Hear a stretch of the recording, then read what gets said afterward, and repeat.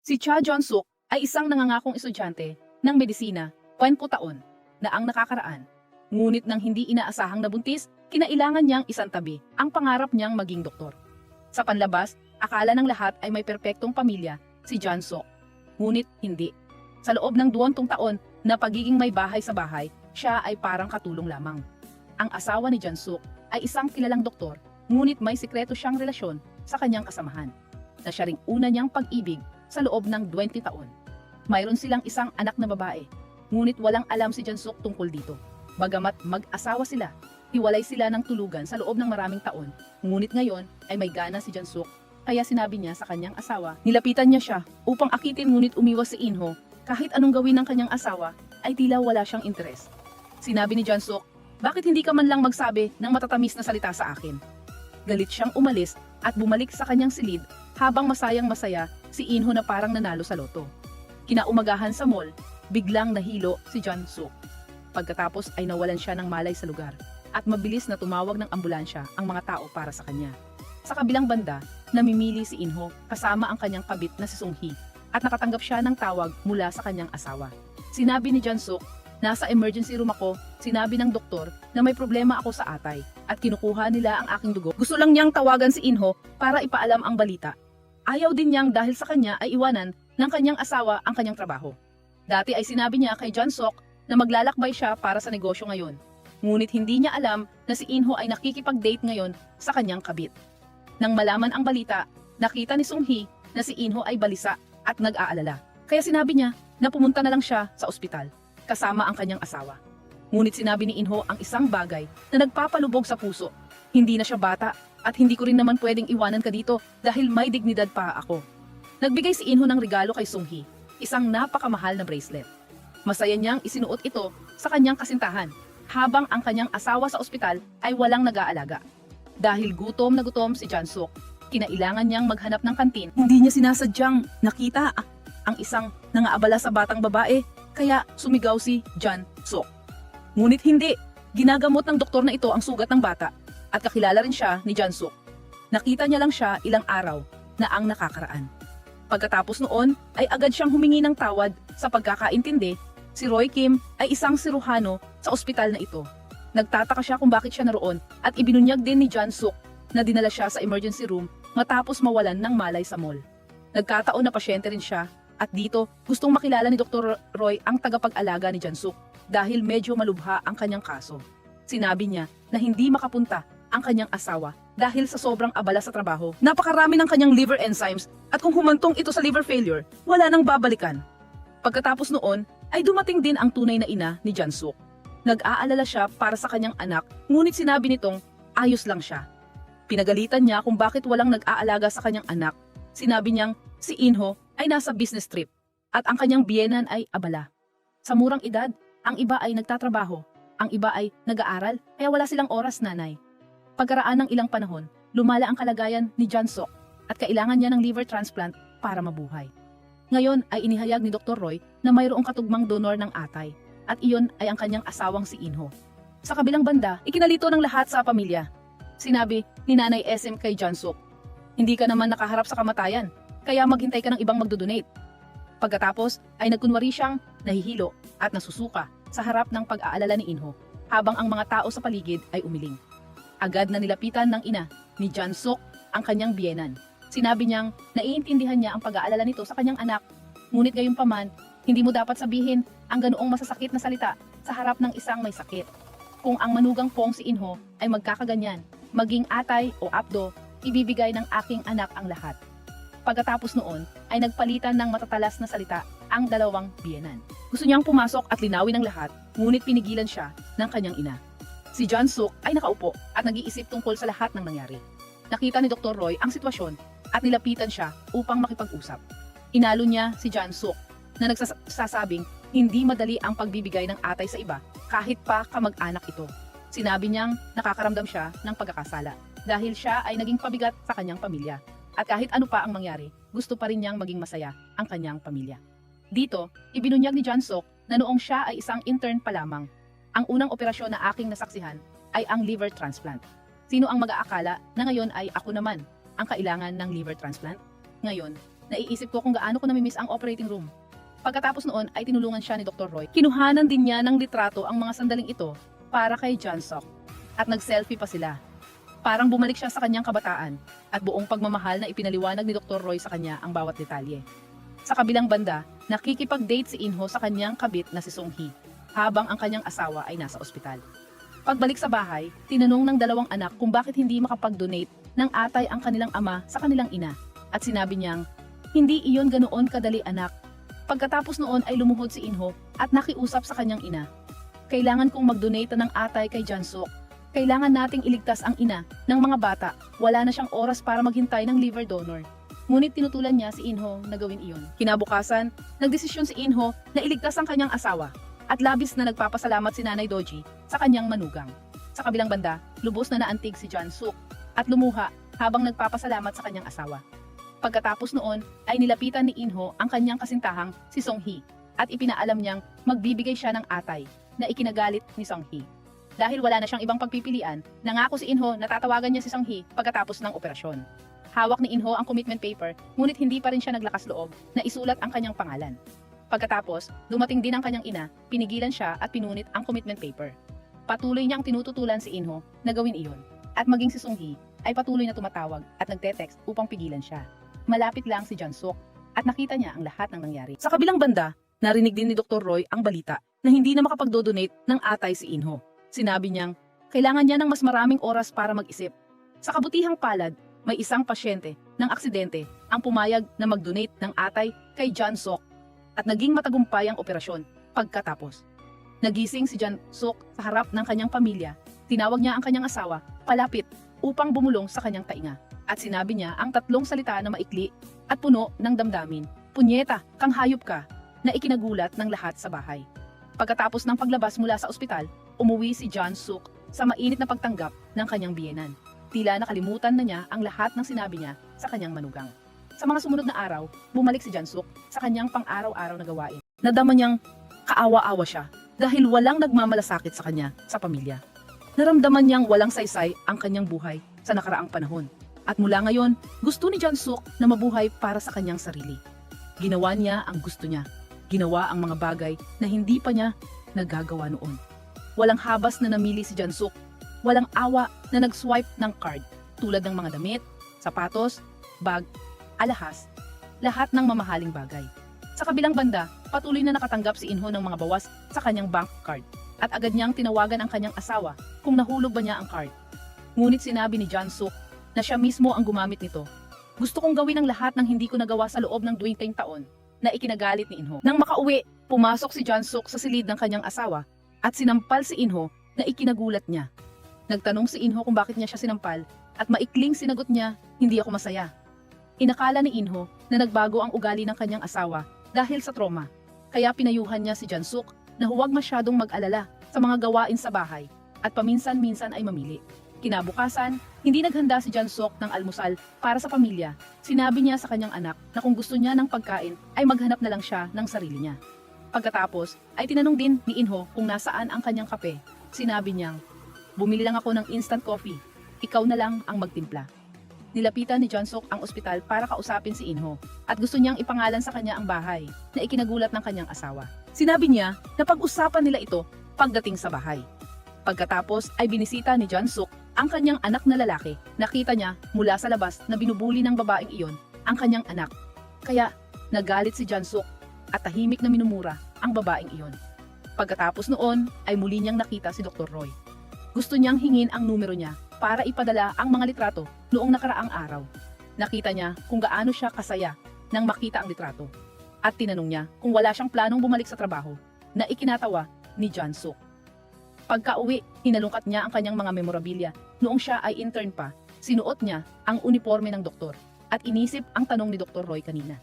Sa mga sumunod na araw, minahal niya ang pag-aaral, gusto niyang maging doktor, ang trabahong naudlot niya 20 taon na ang nakakaraan. Dahil dati siyang mahusay na estudyante, hindi ito naging mahirap para sa kanya. Sa pagsusulit ng resident doctor, nakakuha si John Suk ng 49 sa 50 puntos. Labis siyang nagulat at natuwa dito. Pagkatapos, nag-text siya para tanungin kung ilang puntos ang nakuha ng kanyang anak. Ngunit 40 puntos lamang ang nakuha ni Dongmin. Pagkaraan ng ilang araw, nag-apply si Jansok sa ospital ng kanyang asawa at natanggap siya matapos ang 2 beses na pagsusuri. Nagkataon na ang kanyang supervisor ay si Sung-hee, ang kanyang karibal sa pag-ibig na hindi niya alam at dating magkaibigan din sila. Sa kabilang banda, nang marinig ni Inho ang balita, kinailangan niyang pumasok sa silid upang salinan ng swero dahil hirap siyang maglakad. Niyaya ni Sung-hee si Inho upang pag-usapan ito. Sinabi niyang naiirita siya sa sa tuwing nakikita niya si Jansuk sa trabaho. Patuloy na humihingi ng tawad si Inho at pinayuhan si Sung-hee na kumalma. Pagkatapos ay nilapitan ni Inho ang pinuno ng departamento, ngunit nagkataon na nandoon din si Dr. Roy, nakakalipat lang doon upang magtrabaho. Dito, inihayag ni Inho na kakapasok lang din ng kanyang asawa doon. Natatakot ako na ang mabigat na trabaho na ito ay makaapekto sa kanyang kalusugan. Kaya maaari bang payuhan ni Dr. Roy ang aking asawa na magbitiw para sa akin? Sinabi ni Dr. Roy na, hindi siguro. Gusto kong igalang ang kagustuhan ng aking pasyente. May isa pang kahilingan si Inho na sana ay narito kami, ang aking anak na lalaki at ang aking asawa sa ospital na ito. Walang sino man dito ang nakakaalam tungkol sa aming relasyon. Kaya't si Dr. Roy ay maaari bang itago ang lihim na ito para sa akin. Kung malalaman ng lahat ay madaling kamuhian si Jansuk ng kanyang mga kasamahan. At masayang pumayag si Dr. Roy. Samantala, si Jansuk ay inatasan na gabayan ang isang pasyenteng mahirap pakisamahan na siya ring pangulo ng isang malaking korporasyon. Nagpakita siya ng pagkayamot sa pagkakaroon ng isang lalaking doktor na sumusuporta sa kanya. At sa kabila ng maingat na pagtuturo ni Jansuk, tila hindi siya nakikinig ng mabuti. Isang araw, ang doktor sa departamento ng operasyon ay nagbuntis. Si Jansuk ay inilipat pagkatapos. Ang buong pamilya ay mas naging malapit kaysa dati. Si Inho ay nagkunwari na walang nangyari, ngunit sa loob ay nagkagulo. Ang ama at anak ay natigilan sa sitwasyon. Kaagad pagkatapos ay hinila ni Inho si Jansuk palabas upang mag-usap. Bakit ka pumasok sa departamento ko? Bakit hindi ka muna nakipag-usap sa akin tungkol dito? Sinabi ni Jansuk na kung sasabihin niya ay hindi rin siya sasang-ayon. Ngunit iyon ay utos mula sa nakatataas at sumunod lang din siya at umalis siya kaagad. Sa hapagkainan ay patuloy na sinasalinan ni Jansuk ng pagkain ang kanyang anak na lalaki. Ngunit sinabi ni Dongmin sa kanyang ina, hindi ito ang bahay. Hindi pa rin makapaniwala si Dongmin nang magtrabaho ang kanyang ina sa tabi niya. Dinalaw ni Dr. Roy si Jansuk ng gabing iyon upang bumati at ibinunyag din niya na lumipat lang siya dito upang magtrabaho.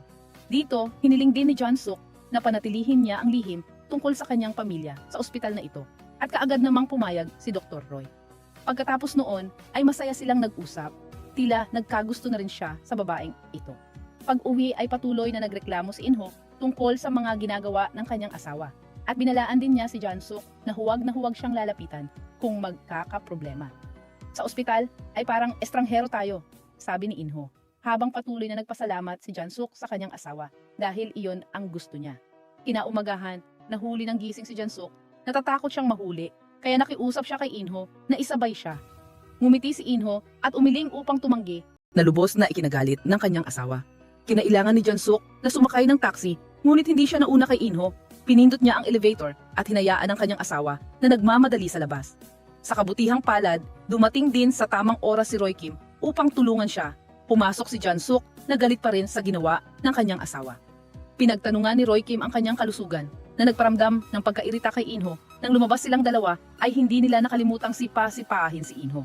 Nang gabing iyon ay nagdao sila ng salo-salo. Tinanggap ng pinuno ng departamento si Dr. Cha Jansuk kasama ang iba pang mga bagong doktor na sumali sa kanyang departamento. Pinilit ni Sona si Dongmin na mag-ihaw ng karne para sa kanya na ikinagalit ni Jansuk. Napaisip siya na pinipilit na naman niya ang kanyang paboritong anak na lalaki. Nagpakita siya ng tingin na parang gusto niyang lamunin si Sona ng buong buo. Pinuri ng pinuno ng departamento si Inho bilang isang huwarang asawa dahil nag-donate siya ng atay sa kanyang asawa. Sinabi ni Inho na iyon ay hindi naman niya sinasadya. Pagkatapos ng pahayag na iyon, tumawa si Jansuk sa tabi nang hindi makapigil. Hindi naintindihan ng mga tao sa paligid kung ano ang nangyayari habang si Inho ay nahihiya at sinuntok ang kanyang asawa. Tinanong ng pinuno ng departamento ang tungkol sa pamilya ni Jan Chan Susuk kung ano ang trabaho ng kanyang asawa. Direkta niyang sinagot na patay na ito, na ikinasinga ni Inho ng beer mula sa kanyang bibig.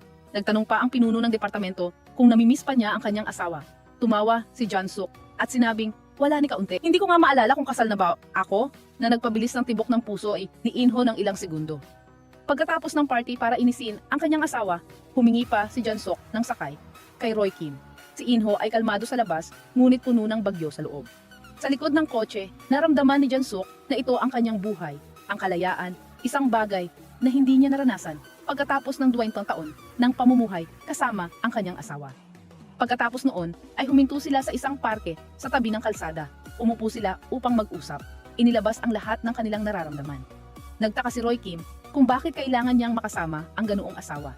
Ngunit iniisip pa rin ni Jansuk na hindi naman ganoon kasama ang kanyang asawa. Lumabas na sina Dongmin at Sona ay isang mag-asawa. Pagkabalik sa silid ay naghalikan sila, nagbigay ng malaking halik sa isa't isa. Pagkatapos noon ay hindi ko na alam kung ano ang ginawa nila. Kinabukasan, dahil sa maling dosis ng gamot, sinigawan ni Sona si Jansuk. Narinig ni Dongmin ang lahat ng nangyari sa labas. Hinintay niya ang kanyang kasintahan upang pag-usapan iyon. Huwag kang masyadong mahigpit sa isang taong doktor na tulad niya. Sa huli ay kaedad niya rin ang ating mga magulang. Pagkatapos noon ay pinuntahan ni Dongmin ang kanyang ina upang aliwin. Huwag kang malungkot, sadyang ganyan siya sa lahat. Pinayuhan ni Jansuk ang kanyang anak na huwag makipagkaibigan sa kanya. Ngunit hindi niya alam na matagal na silang magkasama. Magkasamang natutulog at nagbabahagi ng matalik na sandali. Ngayon, dinala ni Yijang ang kanyang bagong kakilala sa bahay. Hindi alam ni Jansuk at ng kanyang anak na babae na ang batang babae ay anak ni Sung-hee at ng kanyang asawa. Tiningnan ng batang babae ang larawan ng pamilya. Nakilala rin niya ang lalaki doon bilang ang ama na nag-iwan sa kanila ng kanyang ina. Samantala, naglalaro sina Sung-hee at Inho ng golf, hindi nila akalain na alam na pala ng kanilang anak ang lahat. Habang nilalabhan ni Jansuk ang damit ni Inho, nakita niya sa loob ng bulsa ng kanyang asawa ang resibo ng biniling bracelet, ang regalo na ibinigay ni Inho kay Sung-hee noon. Tinanong ni Jansuk ang kanyang biyenan kung bumili siya ng bracelet kamakailan, ngunit sinabi niyang hindi. Katapos ay pinuntahan niya si Inho upang itanong ang tungkol sa mamahaling resibo. Sa kanyang pagkalito ay sinabi niya na iyon ang kanyang nalalapit na regalo sa kaarawan. Nagtaka si Jansuk na 2 buwan pa, ngunit labis pa rin siyang naantig dahil ito ang unang beses na binigyan siya ng kanyang asawa ng isang mahalagang regalo. Gusto niyang makita ito ngayon dahil nakita na rin naman, ngunit sinabi ni Inho na wala iyon doon, na iwan niya sa opisina ng ospital. Kinabukasan din ay kaagad na humanap si Inho ng pambili ng bracelet na iyon. Nag-aatubili pa rin siya dahil napakamahal nito. Hindi sapat ang pera sa kanyang account kaya napilitan siyang magbayad ng hulugan sa loob ng 12 buwan. Ngayon, kailangang dalhin ng pangulo ng kumpanya sa recovery room para sa emergency resuscitation. Ginawa ni Sona ang lahat, ngunit hindi maganda ang sitwasyon. Nakita ito ni Jansuk kaya lumapit siya at todo-todo. Sa sandaling iyon ay nakita niya ang kanyang asawa at si Sung-hee na masayang nagtatawanan. Ang mga larawang iyon ay patuloy na lumilitaw sa kanyang isip. Binuksan ni Jansuk ang defibrillator at ibinigay kay Sona. Tiningnan niya ang bracelet na suot ni Sung-hee na naging dahilan upang hindi siya makapag-concentrate. Aksidenteng nahawakan ni Jansuk ang defibrillator na ikinuryente niya at nawalan ng malay kaagad. Kasabay nito ay bumalik sa normal ang tibok ng puso ng Pangulo. Tumakbo si Inho mula sa labas, dinala niya ang kanyang asawa sa ibang silid upang magpahinga. Nang gabing iyon, nang malaman na nagkamalay na ang Pangulo, naroroon din si Jansuk upang magtanong tungkol sa kanyang kalagayan. Nang siya ay comatose, siya ay nasa hangganan ng buhay at kamatayan. Nakita niya si Jansuk na buong pusong iniligtas ang kanyang buhay. Dahil sa kanyang pagiging pihikan, naramdaman niya na ang lahat ng nasa paligid niya ay malamig sa kanya, ngunit iba si Jansuk. Humingi siya ng paumanhin sa pagwawalang bahala kay Jansuk noon. Pagka-uwi ay ibinigay agad ni Inho sa kanyang asawa ang mamahaling bracelet na bagong bili niya. Siya mismo ang nagsuot nito kay Jansuk na labis niyang ikinatuwa. Dahil ito ang unang regalo mula sa kanyang asawa, lubos niya itong pinahahalagahan. Ipinangako niyang pananatilihin niya ito habang buhay. Dahil din dito ay hindi na nagduda si Jansuk kay Inho. Tila nakalimutan niya ang lahat ng nakita niya kaninang umaga. Kinabukasan ay nag-cruise ang landas ni Jansuk at nang kabit na si Sung-hee sa elevator. Nakita rin ni Sung-hee ang bracelet na suot ni Jansuk.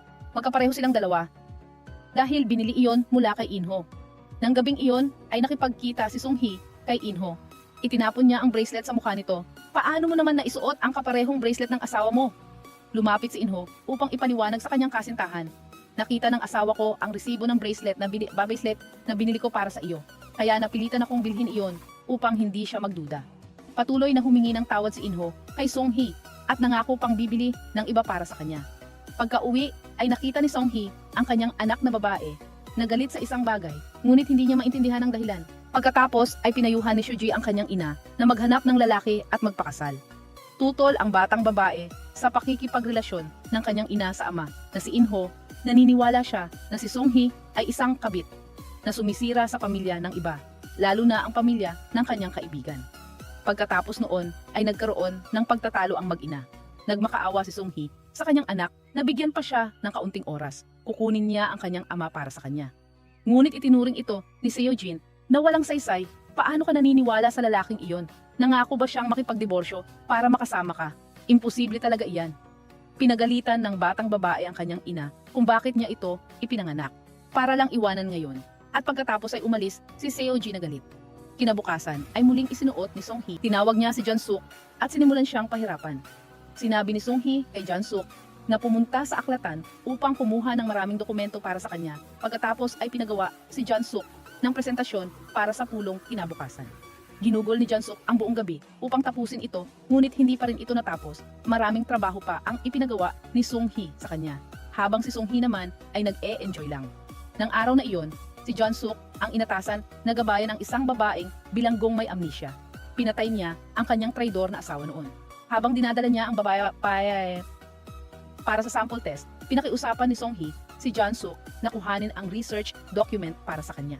Tumakbo si Jansuk para ipaliwanag na dinadala niya ang pasyente para sa test. Bigyan mo ako ng isa pang oras, pwede ba? Ngunit nang siya ay bumalik, kinilabutan si Jansuk nang malaman niyang nawawala na ang matandang babae.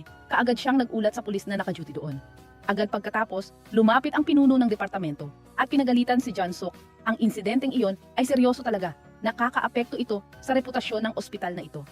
Samantala, sumakay ang matandang babae ng taxi upang makita ang kanyang anak na babae sa huling pagkakataon dahil sa sobrang pagkamis. Maya-maya, nakatanggap din si Jansuk ng balita mula sa pulis na natagpuan na ang matandang babae na nagpagaan ng kanyang loob.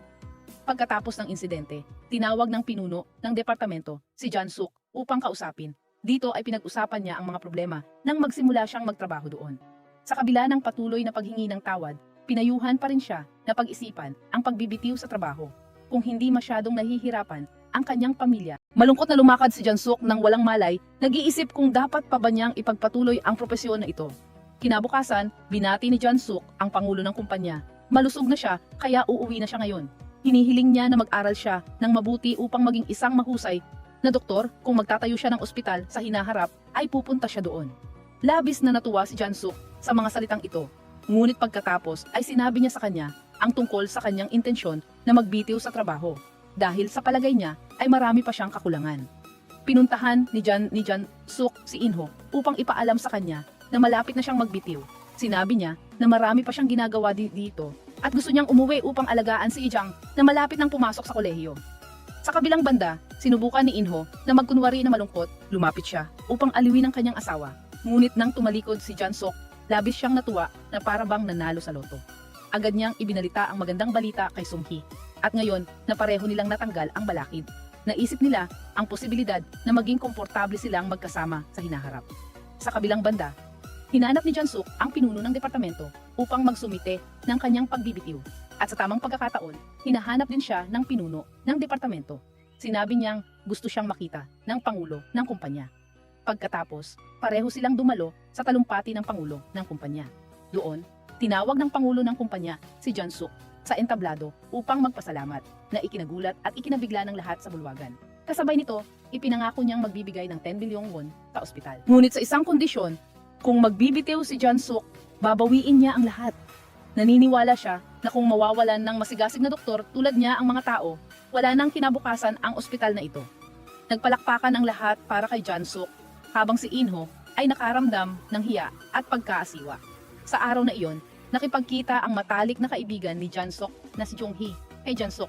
At doon, nabighani siya sa kagwapuhan ni Dr. Roy. Ipinakilala siya ni Jansuk na binanggit na wala pa itong asawa at mabait. Habang pinagalitan naman ni Junghee ang kanyang matalik na kaibigan. Bakit ngayon mo lang sinabi sa akin na may ganitong tao pala dito? Hiniling niya kay Jansuk na ayusin ang isang date sa kabilang hotel. Nakita ni kasamahan Sona, si Inho at Sunghee na magkasama. Nagtataka siya kung sila ay nagde-date. Sa labas, nakita rin ni Dr. Roy ang eksenang iyon. Pareho silang nakangiti at malapit na parang hindi lang magkatrabaho. Kinabukasan, hinanap ni Dr. Roy si Inho. Sinabi niyang hindi siya madalas nang hihimasok sa buhay ng iba, ngunit si Jansuk ay pasyente at kasamahan niya. Binalaan niya si Inho na itigil ang panloloko sa kanyang asawa at sinabing nahuli niya ito at si Sang-hee na magkasama kagabi.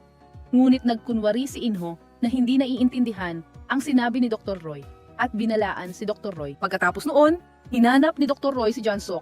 Hindi niya ibinunyag ang bagay na iyon sa kanya, ngunit nakiramay siya sa sitwasyon niya na niloloko ng kanyang asawa. Nag-alok siyang maging kaibigan ni Jansuk na nagpasama sa kanya dahil mas matanda siya kaysa rito. Inanyayahan siya ni Dr. Roy na mag-jogging, na madalas niyang ginagawa tuwing masama ang kanyang kalooban. Agad namang pumayag si Jansuk, ngunit may isang kondisyon. Mag-aaya pa ako ng isang kaibigan na sasama. Kinabukasan, si Jansuk kasama ang kanyang matalik na kaibigan na si Jong-hee ay sumama kay Dr. Roy sa jogging, patuloy na tinititigan ni Jong-hee si Dr. Roy. Sinikap niyang ipakita na interesado siya kahit na hindi naman siya mahilig mag-jogging. Hindi sinasadyang nakita ni Jansuk si Seoji, ang kaibigan ng kanyang anak. Nagulat siya nang malaman na ang batang babae ay anak ni Sung-hee at umuwi siya na puno ng pag-iisip. Naalala ni Jansuk ang lahat ng nangyari, ang bracelet na suot ni Sung-hee, ang ngiti niya nang makita ang kanyang asawa, at ngayon, ang kanyang anak na babae na walang ama. Ang mga bagay na ito ay nagbigay sa kanya ng maraming pag-iisip kung niloloko ba siya ni Inho, at ang mas nakakalito, si Sung-hee pa, ang unang pag-ibig ni Inho. Nang sandaling iyon, gusto rin siyang kausapin ni Dr. Roy ang lahat ng katotohanan tungkol kay Inho. Nitong mga nakaraang araw ay labis siyang nabalisa. Ngunit nang magsasalita na si Dr. Roy na naging dahilan upang hindi na siya makapagsalita at nagpaalam na lang sa lahat. Pagpasok nila sa bahay, nakita nila si Yi-chang na nakaluhod sa harap ng kanyang ama na may mga kagamitan sa pagpipinta sa tabi niya. Tinawag ni Inho si Jansuk upang mag-usap. Nagalit siya nang malaman na nag-drop out ang kanyang anak sa medikal na paaralan upang mag-enroll sa art school. Ngunit pinanigan ni Jansuk si Yi-chang dahil iyon ang gusto ng bata. Pagkatapos, walang salitang umalis si Inho. Malamig niyang kinuha ang basurahan sa harap ng pamilya kahit na pinipigilan siya at itinapon ang lahat sa basurahan. Pagbalik niya sa kanyang silid, naroon na si Jansuk. Hiniling niya na sundin niya ang kagustuhan ng bata. Ang mundo mo ba ay dalawang salita lang, doktor? Kung hindi mo susuportahan, sinabi ni Inho na kung gusto niyang pumasok si Yi-chang sa art school, mag-resign siya. O kaya ay siya na ang bahalang magbayad ng matrikula ng bata sa kolehiyo. Dito, idineklara rin niya na mula ngayon ay siya na ang bahala sa lahat at pagkatapos ay galit na umalis. Kinuha ni Jansuk ang mga kagamitan sa pagpipinta ng kanyang anak mula sa basurahan. Inayos niya ang lahat at idinikit muli ang mga sertipiko na pinunit ni Inho. Pagkatapos ay pumasok siya sa silid ni Inho upang magsalita. Sinabi niya na ang anak ni Sung-hee ay kaibigan ni Yi-chang na nagpabalisa sa kanya. Sinabi ni Inho na malalaki na sila kaya hindi na niya ito mapipigilan. Humingi siya ng paumanhin sa hindi pagbubunyag na si Sung-hee ay nagtatrabaho sa parehong ospital at inisip niya na hindi magandang sabihin iyon. Nagpatuloy si Jansuk, paano naman ang bracelet? Nagkunwari si Inho na hindi niya alam ang bracelet kaya hindi na nagtanong si Jansuk. Nagpunta si Jansuk sa silid ng kanyang anak. Nangako siyang tutulungan niya itong matupad ang kanyang pangarap kahit alam niyang napakamahal ng matrikula doon. Samantala, nagpunta si Inho sa bahay ni Sung-hee. Sinabi niya ang tungkol sa pagkakaibigan ni Seoji at Yi-chang. Sinumbatan niya ito kung bakit hindi niya sinabi sa kanya nang mas maaga, malalaki na sila, paano mo sila pipigilan na makipaglaro ngayon? Ngunit pareho silang hindi alam na ang pakikipagkaibigan kay Yi-chang ay bahagi ng plano ni Seoji. Gusto ng batang babae na ibunyag ang ama na iniwan ang kanilang mag-ina. Pagkalipas ng ilang araw, nakakuha si Jansuk ng pera. Pumunta siya upang sabihin sa kanyang anak na nabayaran na niya ang matrikula sa sentro. Mula ngayon, makakapag-aral na siya ng walang alalahanin at masayang niyakap ng mag-ina ang isa't isa. Nang araw na iyon, pinapunta ni kasamahan Sona si Dongmin sa kanyang silid upang kunin ang kanyang telepono. Narinig iyon ni Jansuk na malapit lang kaya gusto niyang tulungan si kasamahan Sona. Habang naglalakad, bumulong siya. Akala ba niya, alila niya si Dongmin? Palagi na lang siyang inuutusan ang bata. Pagdating niya, nagulat siya nang makitang nakakalat ang lahat ng gamit na para bang isang kulungan ng baboy. Habang naglilinis, nakakita siya ng pantalon ng lalaki at naisip niya, ang malas naman ng lalaking makakasama ni kasamahan Sona. Sunod niyang nakita ang relo ni Dongmin, samantala, si Nanay Essing, sa kanyang edad, ay gusto pa ring maghanap ng boyfriend. Ang dalawa ay parang bagong magkasintahan. Sa araw na iyon, isang pasyente ni Jansuk ang nagkaroon ng depresyon at gustong magpakamatay matapos ang isang bigong operasyon. Sa ibaba, narinig ni na Inho at Dr. Roy na nandoon si Jansuk, kaya nag-alala sila at nagmadaling tumakbo pataas. Doon, sinusubukan niyang kumbinsihin ang pasyente na bumaba. Sinasabing naghihintay ang kanyang pamilya sa ibaba. Agad namang tumalon ang pasyente at sumunod si Jansuk. Nagmadaling tumakbo ang dalawang lalaki upang tingnan at buti na lang at walang nangyari sa kanilang dalawa. Nagkarerahan sina Inho at Dr. Roy upang tingnan ang sitwasyon. Hinawakan ni Inho ang kamay ni Jansuk at sinumbatan siya kung bakit siya umakyat doon. Niyakap naman ni Dr. Roy si Jansuk at sa eksenang iyon, nagulat ang lahat sa paligid, pati na rin si Jansuk. Pagkatapos ng insidente, marami ang nag-usap-usap sa ospital. Iniisip nilang may love triangle sa pagitan ng tatlo. Nang gabing iyon, ibinalita ni Sung-hee kay Inho na nanalo ng art award ang kanilang anak na babae. Kaya gusto nilang imbitahan si Seoji para magdiwang. Agad na tinawagan ni Sung-hee ang kanyang anak upang ipaalam na gustong makipagkita ni Inho sa kanya bukas. At nagkataong kasama pa niya ang kaibigang si Yijang. Naisip ni Seoji ang isang ideya. Isasama niya si Yijang doon. At doon niya ipapaalam sa kanyang kaibigan ang nakakagulat na katotohanan. Kinabukasan ng gabi, habang naghahapunan ang tatlo, naghihintay si Seoji sa kanyang kapatid sa ama. Ilang sandali pa, dumating din si Yijang. Nagulat siya nang makita ang kanyang ama doon. Nagulat sina Inho at Sung-hee sa sitwasyong ito, habang si Seoji ay kalmado dahil iyon ang kanyang plano. Tinanong ni Yijang kung bakit naroon ang kanyang ama. Habang hindi alam ni Inho kung paano magpapaliwanag, tumayo si Seoji at sinabi ang totoo. Siya ang iyong ama at siya rin ang aking ama. Magkapatid tayo. Napatayo si Yijang, natulala at hindi maintindihan ang nangyayari. Hindi pa rin siya makapaniwala sa mapait na katotohanan na ito. Naglakad si Yijang sa kalye na parang walang kaluluwa. Tumigil siya at umiyak ng malakas. Agad na tumakbo pa uwi si Inho, ngunit hindi niya nakita ang kanyang anak. At pagkatapos ay dumating din sa bahay ang batang babae. Lumapit si Yijang at direktang tinanong ang kanyang biyenan. Paano mo tinuruan ang iyong anak na lalaki? Binabati kita dahil may isa ka pang apo na babae. Hindi rin maintindihan ni Nanay Esim kung anong nangyari. Binalaan ng batang babae ang kanyang ama. Huwag na huwag mong sasabihin ito sa nanay. Kapag nalaman niya, hindi ko alam kung ano ang gagawin ko. Agad na inamin ni Inho ang lahat kay Nanay Esim na ikinagalit niya sa kanyang anak na lalaki. Pumasok si Inho sa silid ng kanyang anak upang humingi ng paumanhin para sa lahat. At umasa rin siyang panatilihing lihim ng kanyang anak ang lihim na ito. Ngunit ginawa ito ni Yijang hindi para sa kanyang taksil na ama, kundi para sa kanyang kaawa-awang ina. Nang umagang iyon, nakita ni Dongmin ang mensahe mula kay Sung-hee. Nagpaplano siyang makipagkita sa kanyang ama sa fire exit para sa kung ano. Nagtaka siya at napaghinalaan. Kaya lumabas siya para tingnan. Sa harap ni Dongmin ay isang eksena na hindi niya inaasahan. Ang amang palagi niyang hinahangaan ay yakap-yakap si Sung-hee. Ang mga larawang iyon ay patuloy na lumalabas sa kanyang isip, kaya hindi siya makapag-focus sa trabaho. Agad na hinanap ni Dongmin ang kanyang ama. Tinanong niya ang tungkol sa masamang relasyon sa pagitan ng kanyang ama at ni Sung-hee. Tinanong ni Inho ang kanyang anak kung si Yijang. Nagulantang si Dongmin nang malaman niyang alam na ng lahat sa bahay. Binalaan niya ang kanyang ama na huwag ipaalam sa kanyang ina ang tungkol dito. Labis siyang nadismaya sa kanyang ama na dating hinahangaan niya. Hinalughog ni Dongmin ang kanyang ina, tinitigan ang kanyang kaawa-awang ina at hindi mapigilan ang pagluha. Nang magising si Jansuk, sinubukan niyang itago ito. Ayaw niyang sabihin ang totoo dahil natatakot siyang masaktan ang kanyang ina. Nang araw na iyon, napakabigat ng atmosphere sa pamilya. Alam ng lahat ang pangangalunya ni Inho, ngunit hindi alam ni Jansuk. Pagkaalis niya ng bahay, sinabi ni Dongmin sa kanyang ama na dapat niyang tapusin ang relasyon niya kay Sung-hee bago malaman ng kanyang ina ang totoo. Sinabi ni Yijang, mayroon pang isang anak na babae ang tatay na ikinagulat ni Dongmin at nasusuka siya doon. Sa loob ng 3 taon, matatapos na ng nanay ang kanyang residency training, kaya binigyan ni Dongmin ang kanyang ama ng oras upang ayusin ang lahat. 1, hiwalayan ng nanay upang mapakasalan ang babaeng iyon.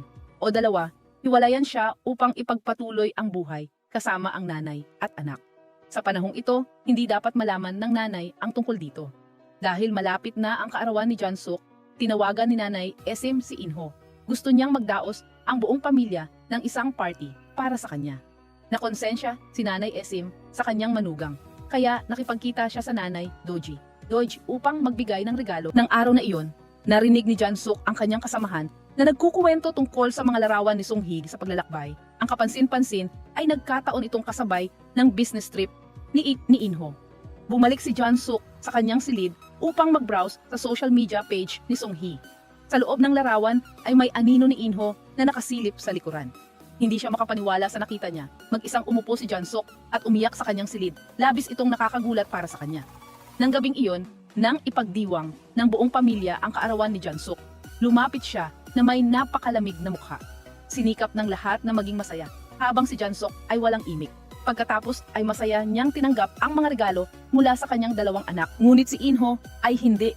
Wala siyang inihandang regalo para sa kanyang asawa dahil hindi niya ito karaniwang ginagawa sa kanya. Sa sandaling handa na si Inho, nagupitin ang cake, itinulak ni Jansuk ang mukha ng kanyang asawa sa birthday cake. Pagkatapos ay muli siyang tumawa ng malakas habang ang lahat ay natigilan sa loob ng ilang segundo. Sinabi niya kay Inho na ito ang kanyang regalo sa kaarawan. Ang pagkilos na ito ay nakatulong sa kanya na gumaan ang kanyang pakiramdam. Upang maibsan ang tensyon sa kotse, binuksan ni Inho ang musika at sinabing, "Hindi ba't madalas mong pakinggan ang kantang ito noong nasa kolehiyo ka?" Ngunit malamig na sumagot si Jansuk, "Hindi ako yan, baka nalito ka sa iyong dating kasintahan." Pagkatapos ay diretsong pinatungkulan ni Jansuk si Sung-hee, ang dating kasintahan. "Nagtataka ako kung ang asawa ba niya ay katulad mo," na lalong nagpatindi sa tensyon sa loob ng kotse.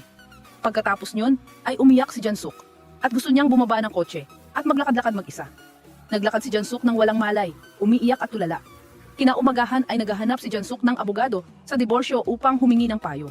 Ngunit upang magawa iyon ay kailangan niyang magkaroon ng ebidensya ng pagtataksil ng kanyang asawa. Pagbalik sa bahay, ipinaalam niya sa lahat na gusto niyang lumipat at mamuhay ng mag-isa. Gusto niyang tumira sa dormitoryo ng ospital upang maging maginhawa para sa kanyang trabaho. Tinanong niya ang opinyon ni Yijang at pumayag ang bata sa kanyang ina. Ngunit si Nanay Esim ay tumutol. Sinabi niya, paano ang mga gawain sa bahay? Sinabi ni Jansuk na pagod na rin siya at dapat maghahanap ang Nanay Esim ng angkop na katulong. Nang mga sumunod na araw, naramdaman ni Inho na napakalamig ng bahay nang wala si Jansuk. Nakipagkita si Nanay Esim kay Sung-hee upang makipag-usap at hiniling niya na tapusin na ang lahat. Gustuhin man o hindi, isa lang ang manugang ko, si Jansuk, at pagkatapos ay umalis siya ng malamig. Sa medical volunteer mission sa malalayong lugar, laging pinapansin ni Inho si Jansuk. Naiirita siya kapag nakikita niyang malapit ang kanyang asawa. Kay Dr. Roy, palagi siyang gustong gumawa ng paraan upang mapansin siya ng kanyang asawa. Ngunit wala itong pakialam. Nang gabing iyon, labis na nagulat si kasamahan Sona nang malaman niyang mag-asawa sina Professor Inho at Donald Doctor at si Dongmin ay kanilang anak. Nadismaya siya kay Dongmin dahil hindi nito ibinunyag ang bagay na ito sa kanya. Sa kabilang banda, nang medyo nakainom na, biglang inihayag ni Inho ang katotohanan tungkol sa kanyang pamilya. Hinila niya si Jansuk sa entablado at ipinakilala na ito ang aking asawa. Ang lahat sa ibaba ay nagulat habang si Jansuk ay nakaramdam ng matinding hiya sa sitwasyong ito. Si kasamahan Sona naman ay nahirapang matulog nang malaman ang katotohanan tungkol sa pamilya ng kanyang kasintahan. Nakaramdam siya ng pagsisisi dahil naging napakahigpit niya kay Jansuk at inapapala ito ni Dongmin. Nang matapos ang party, nag-usap sina Dr. Roy at Jansuk at tinanong niya kung ayos lang ba na nabunyag ang pagkakakilanlan ng kanyang pamilya. Sinabi ni Jansuk na walang lihim na mananatiling. Tiningnan niya ang kanyang emosyon at naramdaman niyang alam na ni Jansuk ang tungkol sa pambababae ng kanyang asawa. Tinanong niya kung bakit wala siyang ginagawa tungkol sa kanyang asawa. At nagulat si Jansuk na nagtanong kung paano niya nalaman. Naisip ni Jansuk na kung sasabihin niya, baka maapektuhan sina Dongmin at Yijang. Ngunit hindi niya alam na pala ng dalawa ang tungkol dito. Itinago ito ng mga bata dahil ayaw nilang malungkot ang kanilang ina. At sa kabaligtaran, gusto rin niyang itago ito dahil ayaw niyang maapektuhan ang mga bata. Ngunit may isa pang bagay na hindi pa alam ni Jansuk. Bukod sa pagtataksil ni Inho, mayroon din siyang anak kay Sung-hee.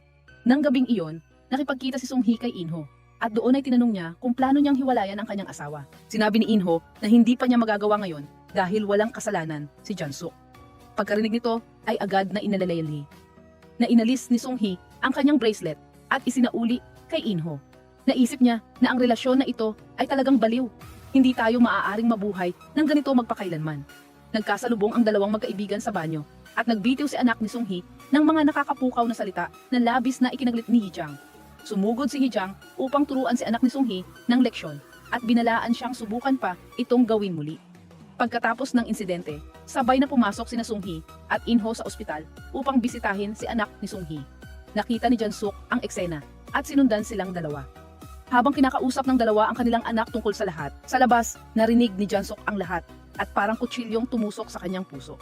Sunod-sunod na natanggap niya ang mga pagkabigla at habang umiiyak mag-isa ay dumaan si kasamahan Sona.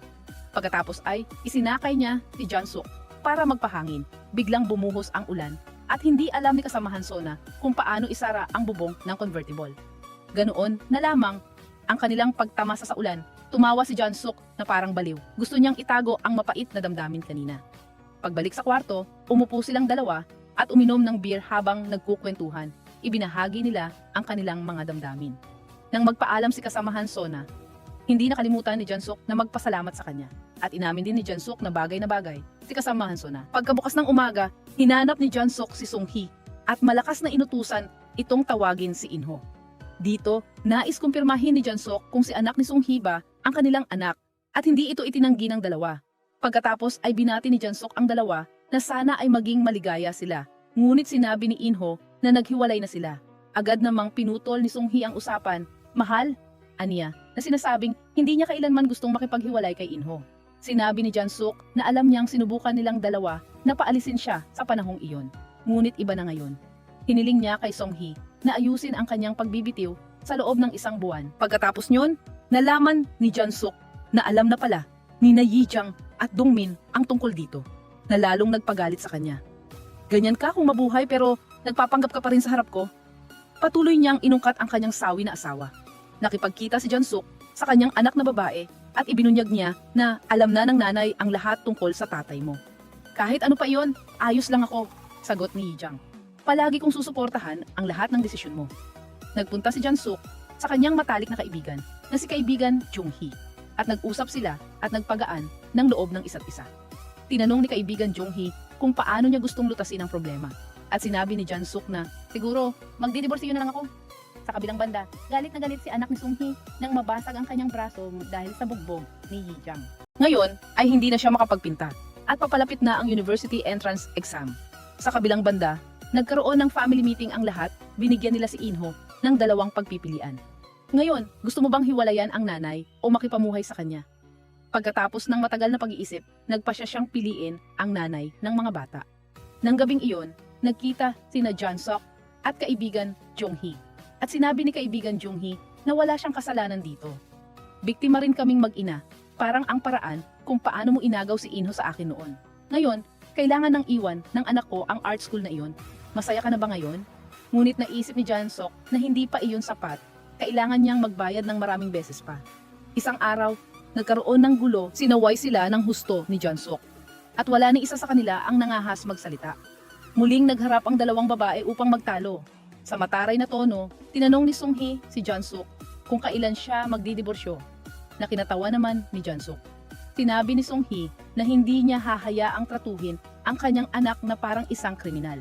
Binalikan naman ni Jang-suk ang nakaraan. "Noong nasa kolehiyo ako at buntis, ganun din ang ginawa mo sa akin. Ngayon, huling-huli lang ng 1 taon ang anak mo sa university exam at nagagalit ka na?" Pagkatapos nyon, binalaan din ni Sung-hee na babawiin niya ang dating masayang pamilya ni Jang-suk at hinding-hindi siya magbibitiw. Nang gabing iyon, gustong kausapin ni In-ho si Sung-hee at doon ay humingi siya ng tawad sa mag-ina. Ngunit hindi pa niya kayang hiwalayan si Jang-suk. Alam ni In-ho na kapag bumalik siya ngayon, ay pahihirapan siya nito. Ngunit iyon ang presyo na kailangan niyang bayaran para sa kanyang mga pagkakamali. Matapos mag-isip ng matagal tungkol sa lahat, nagpasya si Jang-suk na makipagdiborsyo at lumuhod si In-ho upang humingi ng tawad dahil ayaw niyang mangyari iyon. Sinabi niya na inaayos na niya ang lahat kay Sung-hee, ngunit hindi nito mababago si Jang-suk. Agad ding nalaman ng buong pamilya ang balita at umiyak si Nanay Esim sa harap ni Jang-suk. Sinabi niyang gusto na lang niyang mamatay ngayon. Pinasalamatan ni Jang-suk ang kanyang 2 anak sa kanyang desisyon at nauunawaan at nakikiramay din sina Dong-min at Yi-jang sa kanilang ina. Nagyakapan ang mag-ina na puno ng emosyon at pagkatapos umalis ng dalawa ay mag-isang umiyak si Jang-suk sa kanyang silid. Nang mga sumunod na araw, ginawa ni In-ho ang lahat upang makipagbalikan kay Jang-suk tulad ng mga sentimental na mensahe, mga regalo sa pintuan ng kanyang silid, at mga bulaklak sa kanyang opisina, ngunit hindi nito natinag si Jansuk. Ang nanay ni Jansuk ay hindi pa rin alam na hiwalay na ang kanyang anak at ang kanyang manugang na si Inho. Nang araw na iyon ay masaya silang kumain. Napagkasunduan nilang lahat na ilihim ito sa kanya dahil kagagaling lang niya sa sakit. Ngunit walang lihim na mananatiling nakatago magpakailanman. Kaagad namang nalaman niya ang balita na nagtataksil si Inho at mayroon pa itong anak sa labas. Tinawag ni Nanay Doji ang dalawa sa kanyang bahay para mag-usap at dinala niya ang mga regalo na ibinigay sa kanya noon ng nanay ni Inho.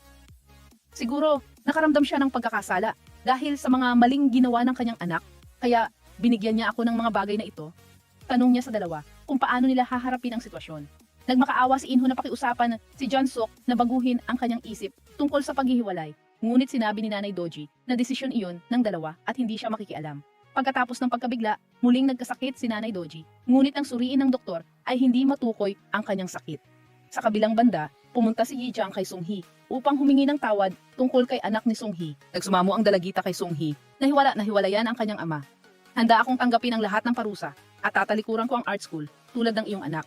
Sabay na nagmakaawa si Yijiang kay Songhee na gamutin ang kanyang lola. Nang gabing iyon, nagdaos si Yijiang at Dongmin ng isang salo-salo upang pasayahin ang kanilang lola at mayroon ding mga regalo na ibinigay ng dalawa sa kanya. Habang nagsasaya ang lahat, tahimik na nakatayo si Inho sa labas at nang makita niya ang mga eksenang iyon, ay naramdaman niyang marami siyang pagkukulang. Sa kabilang banda, abala pa rin si Songhee sa kanyang trabaho. Nakaupo siya at pinag-aaralan ang medikal na record ni Nanay Doji. Sinuri na ng mga doktor ang lahat, ngunit hindi nila matukoy ang sakit. Kinaumagahan, kinakausap ni Songhee si Jansuk tungkol sa kondisyon ng kanyang ina. Naniwala si Songhee na ang ina ni Jansuk ay may fibromyalgia. At pagkarinig na malapit na itong ilipat sa ibang ospital, pinayuhan din ni Songhee na mas mabuting manatili ang kanyang ina rito para sa paggamot. Dito, biglang nagpakita ng interes si Songhee kay Jansuk. Pinayuhan niya si Jansuk na bigyang pansin ang kanyang kalusugan dahil mukha itong maputla. Makalipas ang ilang araw, mas bumuti ang pakiramdam ni Nanay Doji. Kaya nakipagkita si Jansuk kay Songhee upang magpasalamat. Ngunit hindi ito nangangahulugang pinatawad ni Jansuk si Songhee. Nagpapasalamat lang siya sa ginawa ni Songhee. Ibinunyag din ni Songhee na nakipagkita siya kay Inho at gustong talikuran ng dalagita ang art school dahil sa pakiramdam na nagkasala siya sa anak ni Songhee. Pinayuhan niya si anak ni Songhee na pumasok sa paaralan na gusto nito. Dahil masyado na nilang nasaktan ang mga bata, agad na dinala ni Jansuk ang divorce papers kay Inho para pirmahan. Sinabi niya na mas mabuti ang magkasunduan kaysa magdemanda sa korte. Ngunit matigas na tumanggi si Inho na maghiwalay. Sinabi niya na kung gusto ni Jansuk, magdemanda na lang siya. Ipinangako ni Inho na gagamitin niya ang lahat ng kanyang ari-arian upang pigilan ang diborsyo na ito, na ikinagulat ni Jansuk. Nagkita si Dr. Roy at Jansuk para magbigay ng magandang balita. Natagpuan na niya ang kanyang nawawalang pamilya. Bagaman iniwan nila siya noong sanggol pa siya, gusto niya silang makita dahil sa pagiging mausisa. At ang isa niyang hiling ay gusto niyang sumama si Jansuk sa kanya. Dahil dito, dumating si Dr. Roy na labis na kinakabahan at nasasabik na makilala ang kanyang pamilya. Ngunit nang makapasok siya, ay nawala ang kanyang pag-asa. Hindi sila dumating upang makilala ang kanilang iniwang kamag-anak. Dumating sila upang makiusap na mag-donate siya ng bone marrow para sa kanilang may sakit na ama. Dahil dito ay labis na nadismaya si Dr. Roy. Umalis siya ng balisa at binaliwala ang mga tanong ni Jansuk. Isang araw, biglang umubo ng dugo si Jansuk. Pumunta siya kay Dr. Roy para magpa-check up. Sinabi niya na sa mga nagdaang araw ay masama ang kanyang pakiramdam at umuubo siya ng dugo.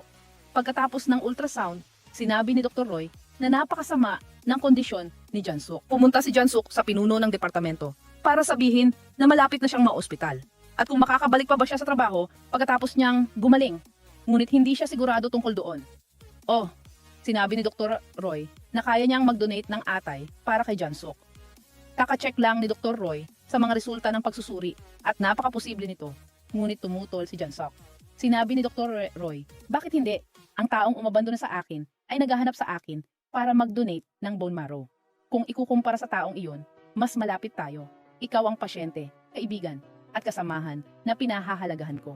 Sinabi ni Jansuk na ang kanyang asawa na nakasama niya ng 20 taon ay hindi pa pumayag na mag-donate, kaya hindi siya makapagdesisyon ng ganoon kabilis. Pagbalik niya sa kanyang opisina, inayos niya ang lahat. Kailangan niyang isang tabi ang kanyang paboritong trabaho. Nang umuwi si Jansuk, ibinalita niya ang kanyang sakit na nagdulot ng pag-aalala sa lahat. Sinisisi ni Nanay Doji ang sarili. Kasalanan ko lahat dahil sa sakit ko, kaya kaganyan nagkakaproblema at stress. Ngunit si Jansuk ay napakalakas ang loob at positibo. Naniniwala si Jansuk na siya ay napakalakas at malalampasan niya ito. Sa kabilang banda, nalaman din ni Inho ang kondisyon ng kanyang asawa sa pamamagitan ni Sung-hee. Sinabi ni Sung-hee na mayroon din silang responsibilidad sa nangyari kay Jansuk. Marami na silang nagawang mali. Nagmaneho si Inho pauwi nang walang tigil na iniisip si Jansuk. Nadama niya ang pagsisisi sa kanyang mga kasinungalingan sa kanyang asawa. Ang kanyang mga aksyon at salita ay nagdulot ng kalungkutan sa kanya at sinisi niya ang kanyang sarili na hindi siya karapat-dapat na maging asawa niya. Huminto si Inho sa gitna ng daan at umiyak na parang bata. Kinabukasan, kinausap ni Inho si Dr. Roy upang alamin ang lahat tungkol sa sakit ng kanyang asawa.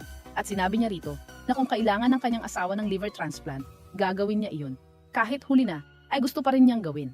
Sinabi ni Inho iyon kay Jansuk, ngunit tumutol siya. Ngayon ka lang ba magdodonate? Noong pinakakailangan ko, nagdamot ka, bakit nagbago ang isip mo ngayon? Lumuhod si Inho sa harap niya. Nagmamakaawa, nabigyan siya ng pagkakataon. Ngunit para kay Jansuk, wala na itong saysay, maghihiwalay din naman sila, kaya sana ay huwag na silang magpahiran ng hirap. Gusto ni Sung-hee na makipagkita kay Jansuk para mag-usap. At doon ay humingi rin siya ng tawad kay Jansuk. Gustong-gusto ni Jansuk na marinig ang paghingi ng tawad na iyon mula kay Sung-hee. At gusto rin ni Jansuk na mamuhay ng payapa mula ngayon. Kaya gusto niyang kalimutan na ang lahat at umaasa rin siyang ganoon din ang gagawin ni Sung-hee. Nang araw na iyon, narinig ni Inho na gusto rin ni Dr. Roy na mag-donate ng atay sa kanyang asawa, na ikinagalit niya kaya't agad niyang pinuntahan si Dr. Roy para kumprontahin. Doon, nagharap ang dalawang lalaki, parehong nag-aagawan na mag-donate ng atay kay Jansuk. Ipinagmalaki ng isa na bata, samantalang ang isa naman ay sinabing hindi siya umiinom ng alak. Ganoon na lang ang kanilang pagtatalo, at saktong nandoon din si Jansuk. Hiniling nilang pumili siya sa pagitan nilang dalawa, doon mismo, pagkatapos ng ilang pag-iisip. Nagpasya si Jansuk na piliin ang malaking motorsiklo, dahil hindi ang pagpili ng atay ang kanyang layunin doon. Pagkatapos, hiniling niya kay Dr. Roy na ihatid siya gamit ang motorsiklo, at si Inho naman ay napasigaw pa sa kanyang asawa na kumapit ng mahigpit. Umikot si Jansuk sa bahay at tiningnan ang bawat larawan ng pamilya, ang mga bagay na palagi niyang pinahahalagahan at inuuna sa lahat. Sumulat siya ng liham para kina Dongmin at Yijang. Umaasa na maging mga taong marunong mag-enjoy sa buhay. Gustuhin nilang gawin ang gusto nila. Kahit isang araw ay wala na ang kanilang ina sa tabi nila, poprotektahan pa rin niya sila. Lubos siyang nagpapasalamat sa kanila sa pagiging kanyang mga anak. Nang gabing iyon, inihanda ni Inho ang lahat ng papeles para sa diborsyo upang ibigay kay Jansuk, at inihayag din niya ang lahat ng kanyang damdamin. Sa huli, gusto pa rin ni Inho na mag-donate ng atay para kay Jansuk. Natatakot siyang isang araw ay hindi na niya makita ang kanyang asawa. Kahit maghiwalay sila, gusto pa rin ni Inho na makita si Jansuk paminsan-minsan bilang ina ng kanilang mga anak. Nang malaman ni Sung-hee na magdodonate ng atay si Inho kay Jansuk, sinabi niya na tama ang desisyong iyon. Ibinunyag din niya na magre-resign na siya sa trabaho at binati niya ang dalawa. Minsan, pwede tayong magkita dahil may anak pa tayong si anak ni Sung-hee. Nang araw na iyon, isinagawa ang liver transplant operation ni Jansuk. Nasa operating table, si Inho at hindi nakalimutan na hikayatin ang kanyang mga kasamahan na gawin ang kanilang makakaya. Bagaman medyo kinakabahan, pinayuhan din ni Inho si Dr. Roy na putulin ang pinakamalaking bahagi ng atay na posible. Pagkatapos ay naging matagumpay ang operasyon. Pagkalipas ng ilang araw, sina Inho at Jansuk ay nasa korte upang tapusin ang kanilang diborsyo. At pagkatapos ay nagtanghalian sila upang magpaalam sa isa't isa. Masaya silang nagkwentuhan tungkol sa nakaraan. Hindi na nagtatanim ng sama ng loob si Jansuk kay Inho. Nakipagkita si Jansuk kay Dr. Roy upang magpasalamat dahil 2 beses niyang iniligtas ang kanyang buhay. Narito, inihayag din niya na gusto niya si Jansuk. Matagal ko na itong gustong sabihin, ngunit ngayon lang ako nagkaroon ng pagkakataon. Nagpasalamat si Jansuk sa kanya sa pagmamahal sa kanya at hiniling niya na makahanap siya ng mas mabuting tao kaysa sa kanya. Sa bandang huli, maaari siyang magpakasal at magkaanak. Isang taong babagay sa kanya sa lahat ng bagay. Malungkot na umupo si Dr. Roy nang mag-isa tungkol sa matamis na pagtanggi. 3 taon pagkaraan, nakuha ni Jansuk ang kanyang lisensya sa motorsiklo at nandoon din ang kanyang matalik na kaibigan para batiin siya. Ngayon, ay nagbukas na siya ng sariling klinika. Ang malayang buhay na palagi niyang pinapangarap. Sa kabilang banda, madalas ding magkita sina Inho at Sung-hee, ngunit bilang magkasosyo at kasamahan. Ngayon, tinawag ni Jun-suk si Inho sa nursing home, ngunit hindi upang suriin ang mga pasyente, kundi upang paliguan ang mga matatanda rito. Sa gayon, napaka-aktibo niya sa pag-aalaga sa lahat. Sa huling bahagi ng pelikula ay ang eksena kung saan nagpaalam si Jun-suk sa lahat, sumakay siya sa barko upang ipagpatuloy ang kanyang medical volunteer journey.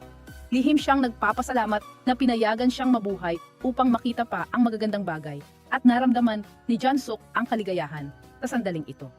Ibigay ninyo kami ng like, isang sub-like, at i-on ang notification bell para hindi ninyo mapalampas ang mga bagong pelikula. Paalam at magkita-kita tayo